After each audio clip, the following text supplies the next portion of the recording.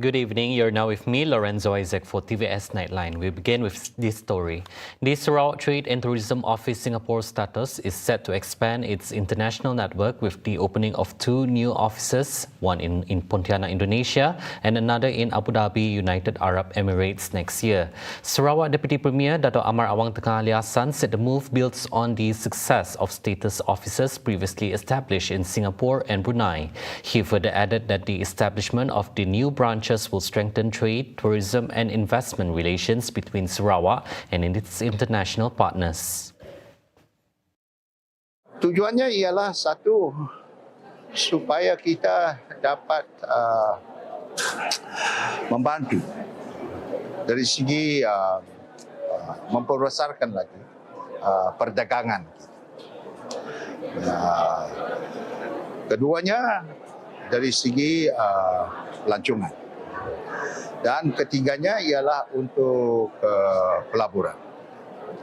Jadi macam minggu lepas kita mengadakan mega fair yang dikendalikan oleh STATOS di Singapura. Dan produk-produk yang dihasilkan oleh small and medium enterprises kita mendapat tempat dari segi pasaran bukan sahaja di Singapura tetapi juga untuk pasaran yang lebih luas. Awang Tengah, who is also the Minister for International Trade, Industry and Investment, further added that STATOS also plays a vital role in promoting other strategic industries, such as shipbuilding, an area in which Sarawak is now among the leading states in Malaysia. The Sarawak WELLBEST Carnival came at an opportune moment, empowering Sarawakians, especially the B40, in generating better income. Deputy Minister for Women, Childhood and Community Wellbeing, Dato' Muhammad Razzi Sitam, said the initiative goes in tandem with the state government's vision to strengthen Sarawakians' economic capacity. Usaha WELLBEST ini merupakan penerima bantuan kebajikan dan ahli isi rumah mereka yang masih produktif, sehat, mampu berdikari dan berpotensi untuk dibangunkan. Usahawan WELLBEST ini menjalankan perniagaan atau perkhidmatan secara kecil-kecilan untuk mengubah taraf hidup, meningkatkan taraf ekonomi dan sosial keluarga mereka. Kebanyakan usahawan WELLBEST ini adalah terdiri daripada golongan B40 yang mengusahakan perniagaan dalam skala kecil. This year, a larger-scale carnival was held with the aim of increasing the income of WELLBEST's entrepreneurs while opening new markets for their products. 142 entrepreneurs took part, trading various products including crafts, dry food, kitchen items and services with a total estimated target of 1.2 million ringgit. Additionally, Razzi said through his ministry's agency, the Sarawak Welfare Department, the government has prepared a 5,000 ringgit grant for the target group to kickstart their career in entrepreneurship. The public are welcome to experience the Sarawak WELLBEST Carnival 2025, happening now until November 2nd.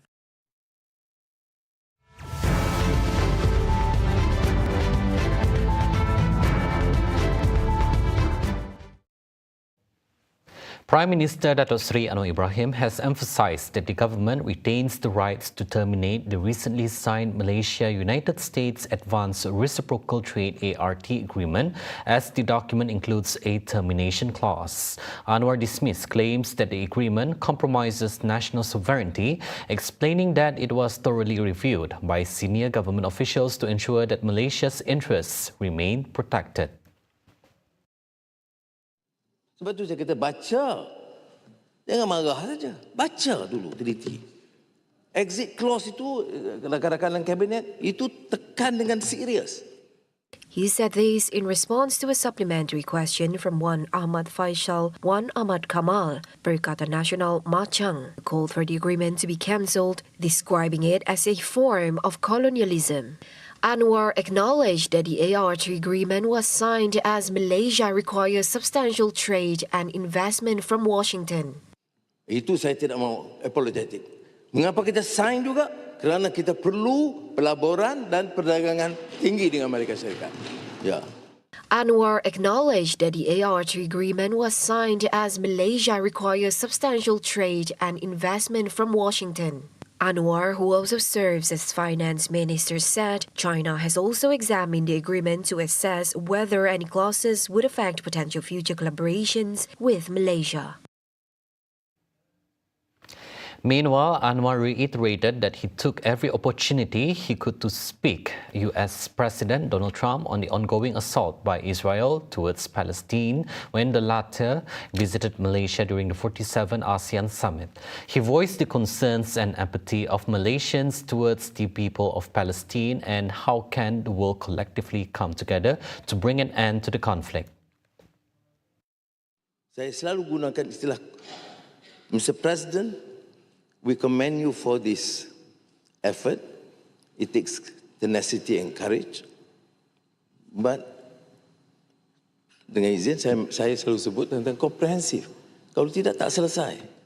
Commenting further, Anwar said during the meeting with Trump at the Kuala Lumpur Peace Plan Agreement signing ceremony, he also reiterated the same position regarding the matter.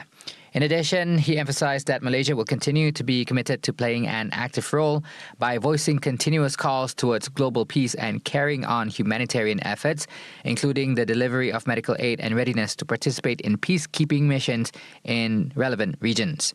Anwar said in his latest discussion with Egyptian President Abdel Fattah el-Sisi, the leader expressed willingness to increase access through Rafah to facilitate the delivery of humanitarian, medical, and development assistance.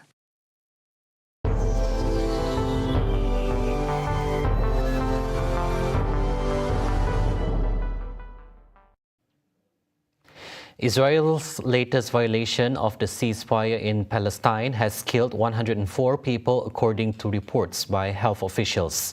A statement from the Israel Defense Forces (IDF) on Wednesday said it would abide by the ceasefire brokered by its closest ally, the United States.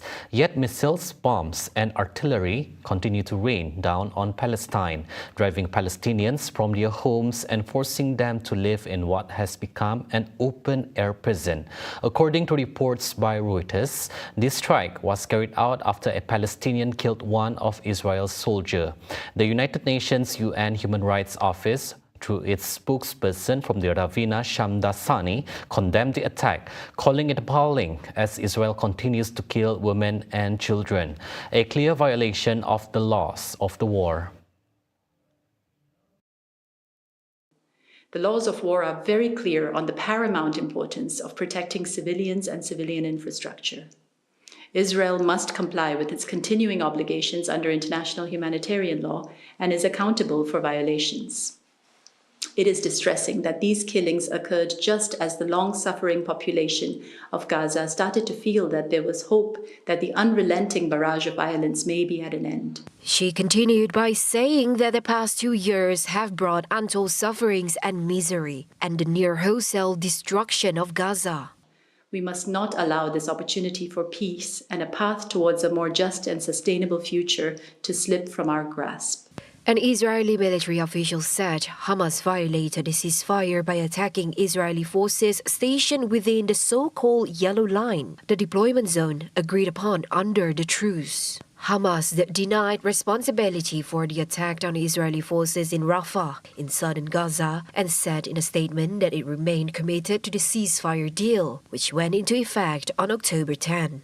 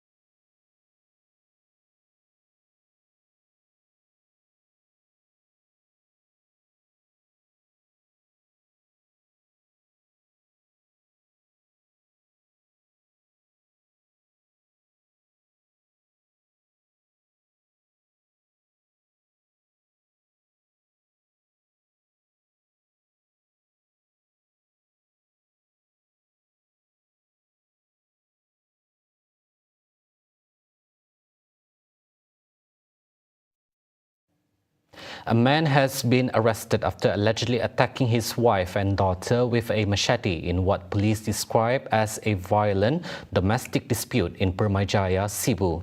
The suspect was captured 11 hours after the early morning assault that left both victims severely injured. The attack reportedly took place around 5 a.m. when the 57-year-old suspect allegedly slashed his 46-year-old wife during an argument. Police say the couple's 20-year-old daughter tried to step in but was also injured in the struggle.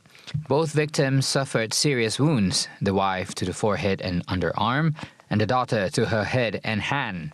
They were rushed to Cebu Hospital where the mother remains in critical condition. A special task force was quickly deployed to track the suspect down. He was later arrested in Kanoit the same day around 4:15 p.m. after an 11-hour manhunt. Police are still investigating the motive behind the attack and are urging the public not to speculate. Anyone with information is urged to contact the numbers shown on screen. Those were the updates on TVS Nightline. I'm Lorenzo Isaac. Thank you for watching and have a good night.